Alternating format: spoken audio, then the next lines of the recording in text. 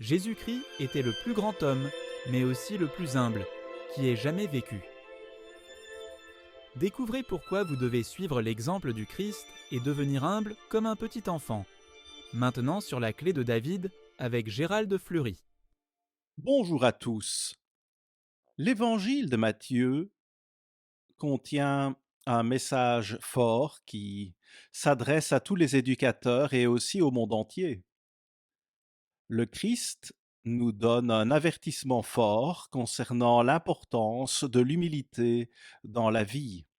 Pourquoi est-ce si important? Eh bien, le Christ nous le montre ici par ses propres mots dans un passage de l'Écriture que je vais vous lire dans un instant. C'est ainsi que nous apprenons à le connaître. Il ne peut nous enseigner que si nous avons cette caractéristique. C'est une partie étonnante de notre caractère. Mais je pense que si vous observez attentivement ce point, vous serez stupéfait de voir à quel point le Christ en a souligné l'importance lorsqu'il était sur terre. C'est quelque chose qu'il a dit lui-même. Tout éducateur a désespérément besoin d'humilité. Et nous sommes tous des éducateurs à bien des égards. Vous pouvez donc faire entrer Dieu dans votre vie de cette façon, mais il ne peut pas vous faire réussir ou vous enseigner sans humilité. Remarquez cela dans Matthieu 11, verset 20. Matthieu 11, verset 20. Alors il se mit à faire des reproches aux villes dans lesquelles avaient eu lieu la plupart de ces miracles, parce qu'elles ne s'étaient pas repenties. Malheur à toi, Chorazine! Malheur à toi, Bethsaïda! Car si les miracles qui ont été faits au milieu de vous avaient été faits dans Tyr et dans Sidon, il y a longtemps qu'elles se seraient repenties, en prenant le sac et la cendre. Eh bien, le Christ a accompli toutes sortes d'œuvres puissantes, mais les gens ne se sont pas repentis. Il a chassé de nombreux démons de la vie des gens et les a guéris de toutes sortes de maladies physiques et mentales. Regardez Jean 3, versets 1 à 3, Nicodème, l'un des principaux pharisiens, vint voir le Christ la nuit. Il ne voulait pas le rencontrer pendant la journée parce qu'il était intimidé par ses collègues pharisiens. Donc lorsqu'il rencontra le Christ, il dit même, nous savons que tu es un homme venu de Dieu, parce que personne d'autre ne peut faire de miracle. Or, je ne vois pas de preuve qu'il se soit repenti malgré le fait d'avoir reconnu cela. Nous devons donc comprendre cela et ne pas laisser la peur de l'homme nous faire obstacle. Dieu nous enseignera comment faire face à quoi que ce soit dans la vie. Remarquez le verset 22. C'est pourquoi je vous le dis, au jour du jugement, Tyr et Sidon seront traités moins rigoureusement que vous. Et toi, Capharnaüm, c'était une région de vacances fréquentée par les riches. Et il dit, et toi, Capharnaüm, seras-tu élevé jusqu'au ciel? Non, tu seras abaissé jusqu'au séjour des morts. Car si les miracles qui ont été faits au milieu de toi avaient été faits dans Sodome, elles subsisteraient encore aujourd'hui. Quelle déclaration, c'est étonnant! Ces gens se seraient repentis si le Christ eût été parmi eux. Ensuite, remarquez le verset 25, où se trouve le cœur de tout cela. Le verset 25 dit, en ce temps-là, Jésus prit la parole et dit, « Je te loue, Père, Seigneur du ciel et de la terre, de ce que tu as caché ces choses aux sages et aux intelligents, et de ce que tu les as révélées aux enfants. » Quelle déclaration! Quelle déclaration! Le monde entier est séduit. Apocalypse 12, verset 9. Et Satan est le dieu de ce monde. 2 Corinthiens 4, verset 4. Pourquoi? Eh bien, comme le Christ le dit ici, eh bien, Dieu cache cela aux sages et aux intelligents, aux gens les plus intelligents, à cause de leur orgueil, de leur vanité et de leur manque de repentance. Il était là pour les enseigner, mais ils n'ont rien voulu apprendre. Pourtant, le problème numéro un de ce monde aujourd'hui est celui de la survie de l'humanité. Nous avons donc besoin d'aide. Nous avons besoin de quelqu'un pour nous donner la compréhension manquante. Donc, vous ne trouverez pas la vérité de Dieu avec les sages et les intelligents. Dans l'ensemble, Dieu dit que parce qu'ils sont si vains et désobéissants, il ne peut pas leur enseigner quoi que ce soit. Et il doit enseigner des bébés, des petits-enfants bien élevés. Or, c'est une déclaration inquiétante lorsqu'il dit qu'il cachera cela aux sages et aux intelligents. C'est un gros problème et c'est quelque chose d'inquiétant quand on y pense, en raison de sa gravité. Dieu est vivant et vous pouvez prouver ce fait. Il vint sur terre et parla directement à l'homme, mais l'humanité ne réussit pas vraiment à saisir ces paroles. Alors pensez à toutes les universités et aux spécialistes. Dieu fait une déclaration générale ici. Je ne donnerai pas la vérité aux sages et aux intelligents. Je la leur cacherai. Je la leur cacherai, mais je la donnerai aux petits-enfants, aux enfants bien élevés, qui sont si désireux de recevoir l'instruction. Et Dieu dit, c'est ainsi que vous devez vous comporter.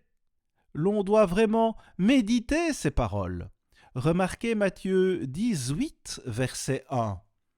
À ce moment, les disciples s'approchèrent de Jésus et dirent « Qui donc est le plus grand dans le royaume des cieux ?» Jésus, ayant appelé un petit enfant, le plaça au milieu d'eux et dit « Je vous le dis en vérité, si vous ne vous convertissez et si vous ne devenez comme les petits enfants, vous n'entrerez pas dans le royaume des cieux. » Il dit que si vous ne devenez pas comme un petit enfant, et si vous ne vous laissez pas enseigner par Dieu, vous n'entrerez jamais dans le royaume de Dieu. Cette déclaration ne pouvait être plus forte. Verset 4, c'est pourquoi quiconque se rendra humble, notez cela, quiconque se rendra humble comme ce petit enfant sera le plus grand dans le royaume des cieux. Celui qui fait cela est le plus grand dans le royaume des cieux.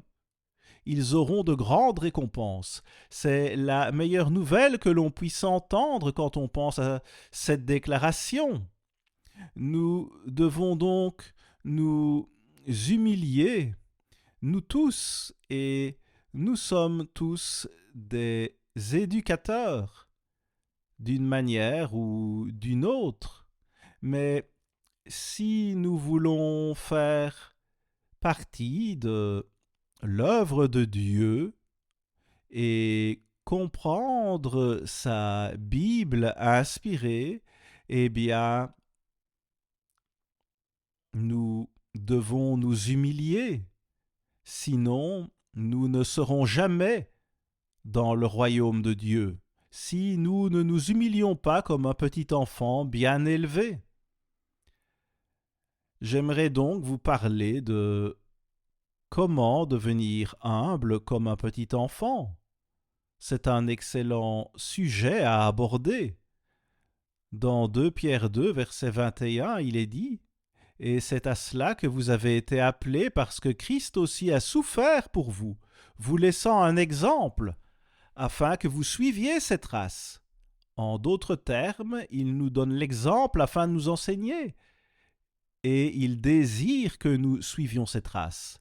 Passons maintenant à Philippiens 2, verset 1. Le Christ nous donna l'exemple suprême, alors penchons-nous sur cet exemple et voyons comment il était humble d'une manière que personne sur terre n'a jamais égalée. Personne. Philippiens 2, verset 1 dit « Si donc il y a quelque consolation en Christ, s'il y a quelque soulagement dans la charité, s'il y a quelque union d'esprit, s'il y a quelque compassion et quelque miséricorde, rendez ma joie parfaite. Si vous recevez l'enseignement de Dieu, cela apporte de la joie dans votre vie. Rendez ma joie parfaite ayant un même sentiment. Je veux que vous ayez le même sentiment que moi, un même amour, une même âme, une même pensée. Ne faites rien par esprit de parti ou par vaine gloire, mais que l'humilité, il est encore question de l'humilité, qu'elle vous fasse regarder les autres comme étant au-dessus de vous-même, que chacun de vous, au lieu de considérer ses propres intérêts, considère aussi ceux des autres. Ici encore, il vous dit comment faire. Puis le verset 5 dit « Ayez en vous les sentiments qui étaient en Jésus-Christ ». Nous avons besoin de sa pensée. Et si vous lisez Jean 1, verset 1, vous verrez qu'il était la parole. Il était avec Dieu avant même que les hommes ne soient créés. Il était le porte-parole de la famille de Dieu.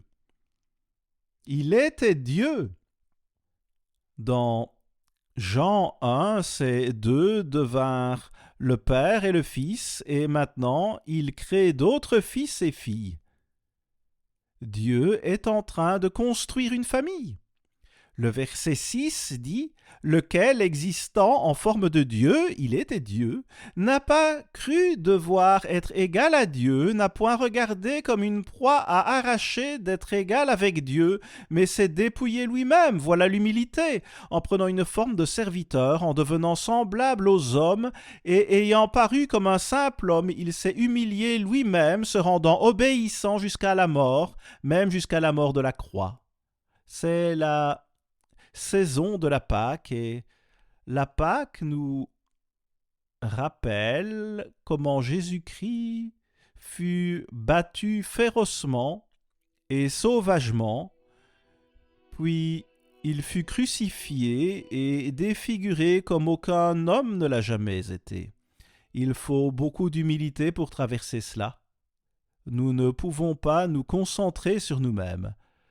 Cela ne nous aidera nullement. Le verset 9 dit « C'est pourquoi aussi Dieu l'a souverainement élevé et lui a donné le nom qui est au-dessus de tout nom, afin qu'au nom de Jésus, tout genou fléchisse. » Dieu dit que tout genou doit fléchir si nous voulons être enseignés par lui. Il a donc fléchi les genoux. C'est ce qu'il a fait. Il était Dieu, et il vint sur la terre en tant qu'être humain, Dieu dans la chair. Il endura toutes ses souffrances afin de payer nos péchés. C'est la raison d'être de la Pâque. Mais comme il est dit, nous sommes sauvés par sa vie, pas par l'effusion de son sang, bien que cela ait payé nos péchés. Au verset 17, il est dit « Je m'en réjouis et je me réjouis avec vous tous. Vous aussi réjouissez-vous de même et réjouissez-vous avec moi. » Vous voyez, Dieu nous apprend à être joyeux et à nous réjouir. Lisons quelques versets dans Ésaïe 52, verset 14. Cela montre comment il s'humilia. Ésaïe 52, verset 14. Tant son visage était défiguré, tant son aspect différait de celui des fils de l'homme. Eh bien, il s'agit d'un exemple sans précédent. Au verset 3 d'Ésaïe 53, il est dit que le Christ fut méprisé et a abandonné des hommes. Les versets 4 et 5 disent qu'il fut humilié en raison de nos péchés et que c'est par ses meurtrissures que nous sommes guéris. Il reçut toutes ces meurtrissures avant même de monter sur le poteau pour être crucifié, mais il fit cela pour que nous puissions être guéris miraculeusement, tout comme il faisait lorsqu'il était sur la terre. Il guérit tant de gens. Au verset 6, cela montre que nous devrions plutôt penser à l'agneau pascal. Vous voyez, c'est le moment de penser à ce que fit le Christ pour nous et à comment il nous donna la possibilité d'entrer dans son royaume. Nous ne pourrions même pas y entrer s'il n'avait pas payé pour nos péchés. Et bien sûr, il sauve nos vies. Nous sommes sauvés par sa vie. Le verset 7 dit que le Christ fut amené à la boucherie, tout comme les agneaux lors de la Pâque dans l'ancien Israël. Puis le verset 8 dit « Il est ôté de l'angoisse et du jugement, et sa génération, qui la racontera ?» Qui la racontera? Qui? Ésaïe est un livre destiné au temps de la fin. Vous pouvez voir cela au chapitre 30. C'est un livre pour le temps de la fin. Alors il dit « Sa génération, qui la racontera ?» Et nous sommes à une époque où Dieu veut que son peuple raconte sa génération. Il veut que nous fassions passer ce message sur sa génération et sur le message de la Pâque. Nous avons un livre sur les jours saints qui vous expliquera cela. C'est une compréhension dont nous avons vraiment besoin. Jetons un coup d'œil à Acte 8, versets 32 et 33. Il s'agit en fait d'une citation de ce que je viens de vous lire sur la déclaration de sa génération. Verset 32, le passage de l'Écriture qu'il lisait était celui-ci. Il a été mené comme une brebis à la boucherie et comme un agneau muet devant celui qui le tond. Il n'a point ouvert la bouche. Dans son humiliation, son jugement a été levé. Et sa postérité, qui la dépeindra? Car sa vie a été retranchée de la terre. Qui va annoncer sa génération? Qui va le faire? Cette écriture n'est autre qu'une citation du livre d'Ésaïe, qui s'adresse au temps de la fin, et à Israël, pas seulement à Juda, mais à Israël. Les 3 nations israélites en particulier, et tout cela est expliqué dans notre livre, les anglo-saxons selon la prophétie. Mais Dieu demande, eh bien, qui va déclarer cela? Qui va faire passer le message, au moment de la Pâque encore plus qu'à d'autres moments, et expliquer cela aux gens, ce que cela signifie et comment la Pâque est le commencement des jours saints? Pour nous, c'est là où tout commence. Dieu conserva ce passage dans l'Ancien Testament et il le cite aussi dans le Nouveau. Dieu l'a inspiré, comme il a inspiré toute l'Écriture. Mais regardez qui déclare vraiment sa génération. Qui fait cela? Dieu désire que les gens qu'il choisit fassent cette œuvre. Je vous le dis, je remercie Dieu de pouvoir jouer un rôle dans la déclaration de sa génération, parce que la vie n'a pas de sens sans cela. Nous n'irions nulle part sans cela. Le Christ paya nos péchés par sa crucifixion, et maintenant il nous conduit par son esprit. Il vit en nous et il sauve nos vies par la puissance du Saint-Esprit. Quel honneur de pouvoir déclarer sa génération! C'est spécial. Remarquez le verset 26 de 1 Corinthiens 1. Considérez, frères, que parmi vous qui avez été appelés, il n'y a ni beaucoup de sages, alors pas beaucoup de sages, selon la chair, ni beaucoup de puissants, ni beaucoup de nobles. Eh bien, vous ne voyez pas cela, nous sommes appelés les humbles du monde, ces personnes semblables aux enfants, car les autres ont tant de vanité que Dieu ne peut même pas travailler avec eux. Satan a séduit le monde entier. Et être un intellectuel peut être quelque chose de très négatif si nous ne comprenons pas Dieu et ses plans. Il faut simplement comprendre que nous avons besoin d'un sauveur, verset 27, mais Dieu a choisi les choses folles du monde pour confondre les sages. Dieu a choisi les choses faibles du monde pour confondre les fortes. Et Dieu a choisi les choses viles du monde et celles qu'on méprise, celles qui ne sont point pour réduire à néant celles qui sont. Le Père construit une famille. Il se recrée en l'homme et nous avons l'occasion de faire partie de cette famille. Et si nous agissons avant la seconde venue, si nous faisons l'œuvre de Dieu en déclarant sa génération, alors il nous permettra de partager le trône de David avec lui pour toujours. Et nous régnerons sur la terre et sur l'univers. Au verset 29, il dit qu'il veut simplement que nulle chair ne se glorifie devant Dieu, que personne ne soit si vain, que personne ne se croie si sage et si intelligent, car il s'agit en fait d'une sagesse et d'une intelligence du monde. Nous devons demander ces choses auprès de Dieu. Et remarquez le verset 31, afin, comme il est écrit, que celui qui se glorifie dans le Seigneur. En d'autres termes, louez Dieu et exaltez-le, et ne vous exaltez pas vous-même. Dieu peut vraiment instruire une telle personne. Comme l'on peut instruire un petit enfant qui veut apprendre, nous devrions vouloir tout apprendre. Sans Dieu, nous ne savons rien. Et sans lui, nous ne pouvons rien faire sur le plan spirituel. Vous voyez, c'est le Père qui choisit une personne et ensuite il remet cette personne à Jésus-Christ qui travaille avec lui. Mais il ne peut pas choisir les personnes les plus élevées et les plus puissantes. Il ne le peut tout simplement pas.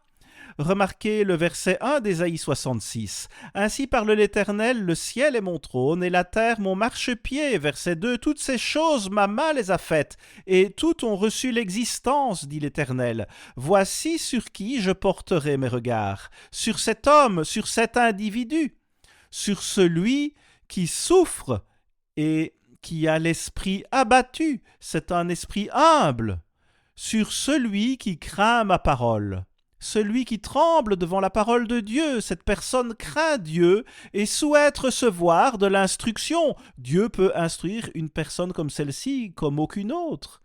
Relisez ce verset, je vous le dis, c'est un verset puissant. Ensuite, il est question de toute une nation qui naîtra en un jour. Une nation constituée de ces gens qui ont agi, qui ont déclaré la génération du Christ et sa crucifixion et son effroyable passage à tabac. Nous devons toujours déclarer cette génération. Vous pouvez lire vous-même Ésaïe 57, verset 15, où il est dit que nous avons besoin d'un esprit contrit et humble afin de raviver l'esprit d'humilité. Vous voyez, il veut que nous fassions renaître l'esprit d'humilité et que nous nous débarrassions de la vanité, de l'orgueil, de l'arrogance et de toutes ces façons naturelles de penser. Suivez l'exemple de Jésus-Christ. Le fait d'être contrit signifie être brisé en morceaux, écrasé, humble, réduit en petits morceaux. Dieu veut que nous soyons humbles. Et vous pouvez lire 1 Pierre 5, verset 5, où il est dit « Revêtez-vous d'humilité, soyez totalement enveloppés d'humilité, revêtus d'humilité. » C'est quelque chose dont nous avons tellement besoin. À la semaine prochaine, ici Gérald Fleury, au revoir les amis.